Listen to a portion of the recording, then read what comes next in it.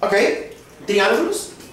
Tenemos triángulo. Ok, un triángulo está formado por tres lados, donde tengo el vértice A, el vértice C y el vértice D. También voy a tener ángulos. Voy a tener ángulos. Aquí tengo ángulos. Tengo el ángulo alfa, el ángulo beta y el ángulo zeta. Ok, ¿qué es lo importante aquí? Que este es el interior y este es el exterior. Lo más importante en los triángulos, ok, primero, es que se clasifican según la medida de sus ángulos y según la medida de sus lados.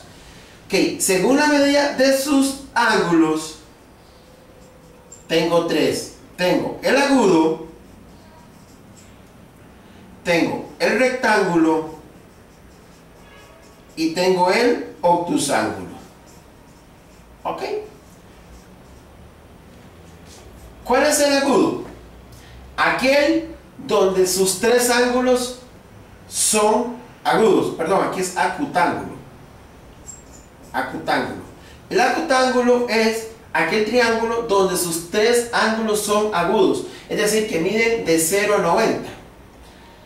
El rectángulo es aquel triángulo que tiene un ángulo que recto de 90 grados.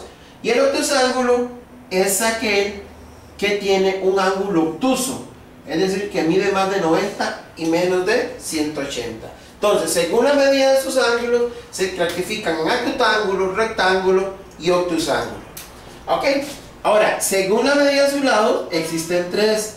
Tengo el equilátero, tengo el isósceles y tengo el escaleno. Ok, ¿cuál es el equilátero? Donde sus tres lados son como iguales. Sus tres lados son iguales. El isósceles tiene dos lados iguales. Y el escaleno, tus lados son totalmente diferentes, ¿verdad? Entonces, según sus lados, equilátero, isósceles y escaleno.